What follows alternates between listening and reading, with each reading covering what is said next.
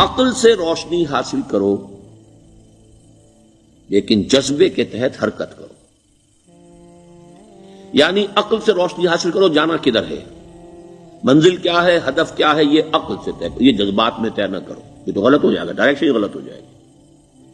لیکن جب طے کر لیا، عقل سے پہچان لیا، دس از دی آئیڈیل، دس از دی گول، یہ میرا مقصود ہے، اب عقل کو ذرا ایک طرف رکھ دو.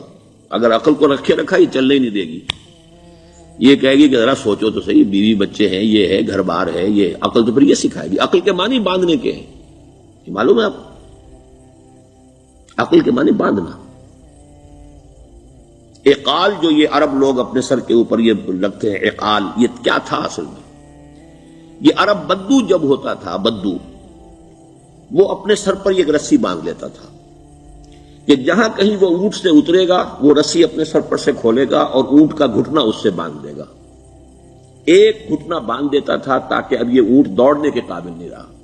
3 پاؤں سے اچک اچک کر، ادھر سے کوئی کیکر کا درخت ہے کچھ کھا لے گا، کہیں اور چلا جائے گا، دوڑ تو نہیں سکتا.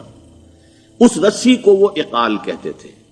اب جب اس نے پھر چلنا ہے، سفر شروع کرنا ہے، وہ رسی اونٹ کے گھٹنے پر سے کھولی اور اپنے سر پر باندھ لی.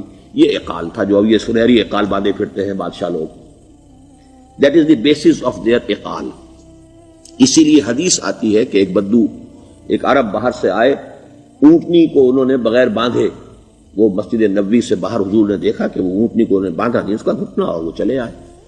حضور نے پوچھا کہ تم نے اونٹنی کا گھٹنا کیوں نہیں باندھا؟ انہوں نے عرض کیا کہ میں نے اللہ پر توکل کیا. تو حضور نے فرمایا یہ غلط ہے. اعقلھا ثم توکل، پہلے اس کو باندھ دو پھر توکل کرو. اسباب اور وسائل و ذرائع کا استعمال یہ تم پر لازم ہے، لیکن توکل اس پر نہ کرو، توکل اللہ پر. یہ ہے بیسک جو یعنی بیلنسڈ رائے ہے کہ آپ ایسے بالکل اسباب سے مستغنی ہو جائیں تب بھی غلط بات ہے. آپ do what ever you can do, لیکن یہ کہ اس کے بعد یہ نہ سمجھو کہ میرے اس کرنے سے کچھ ہو جائے گا، یہ میرے وسائل اور ذرائع سے کوئی نتائج نکل آئیں گے. نتیجہ اللہ کے ہاتھ میں.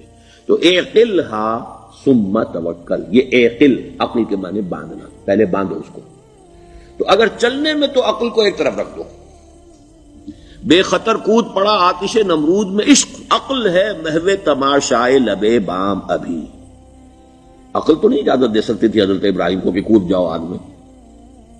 عقل تو یہی کہتی نا کہ بابا جان خامخواہ دینی ہے، اگر تم اپنے آپ کو بچا لو گے، اس وقت کوئی ہیلا کر لو، کوئی تھوڑا سا نمرود کی خوشامد کر لو، چھوڑ دے تو پھر اس کے بعد توحید کی دعوت دینا.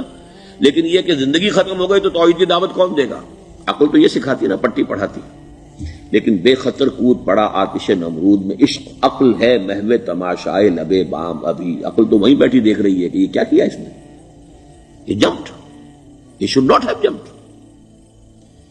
تو عقل سے روشنی حاصل کرو. ڈائریکشن کیا ہے، گول کیا ہے، جانا کیا ہے، یہ طے کرو عقل سے. اس میں جذبات کو دخل نہ آنے دو، اور جب چلنا ہے تو اب عقل کو طے کر کے رکھ دو اور اب جذبے کے تحت حرکت کرو. بہت عمدہ جملہ ہے.